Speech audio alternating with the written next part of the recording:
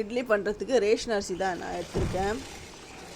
4 அழாக்கு ration புழுங்கல் அரிசி, 1 அழாக்கு ration பச்சரிசி நான் எடுத்திருக்கேன். இதை நல்லா உரசி கழுவணும். அப்போ தான் அதில் இருக்கிற அழுக்கெல்லாம் போயிடும். அதுவும் இல்லாமல் இந்த ரேஷன் அரிசியில் நான் இட்லி பண்ணினா அந்த ரேஷன் அரிசி ஸ்மெல் வருது அப்படின்றவங்க இந்த வீடியோவை கண்டிப்பாக பாருங்கள். இது எப்படி வாஷ் பண்ணணுன்னா, இந்த அதில் நிறைய டஸ்ட்டெல்லாம் தான் இருக்கும்.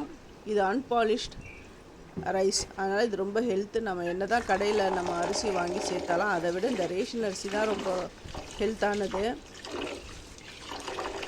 இதை நல்லா இந்த மாதிரி உரசி நல்லா க்ளீனாக வாஷ் பண்ணுங்கள். அப்போ தான் அந்த இட்லிலாம் அந்த ஸ்மெல் வராது. இந்த தண்ணியெல்லாம் செடிலாம் நான் நிறைய வச்சுருக்கிறேன் அப்படின்றவங்க இந்த தண்ணியை வேஸ்ட் பண்ணாதீங்க. அந்த செடிகளுக்கு விட்டால் அது ரொம்ப நல்லது. இதை நல்லா வாஷ் பண்ணிவிட்டு அப்புறமா உப்பு, இந்த சாப்பாட்டுக்கு போடுறோம் இல்லையா, சாதத்துக்கு போடுற அந்த உப்பு தான் நான் சேர்க்குறேன். கல் உப்பு போட்டு நல்லா உரசி க்ளீன் பண்ணணும். அப்போதெல்லாம் அந்த ரேஷன் அரிசி அந்த குழன்னு கையில் ஒட்டும், அது அந்த பிசுன்னு ஒட்டும். அதெல்லாம் போகிறதுக்கு தான் இந்த கல் உப்பு நான் சேர்க்குறேன். இது நல்லா ஃபஸ்ட்டு ஏற்கனவே நான் 3 தடவை நல்லா வாஷ் பண்ணிட்டேன். அதுக்கப்புறம் கல் உப்பு போட்டு இதை நல்லா சுத்தமாக வாஷ் பண்ணிட்டேன்.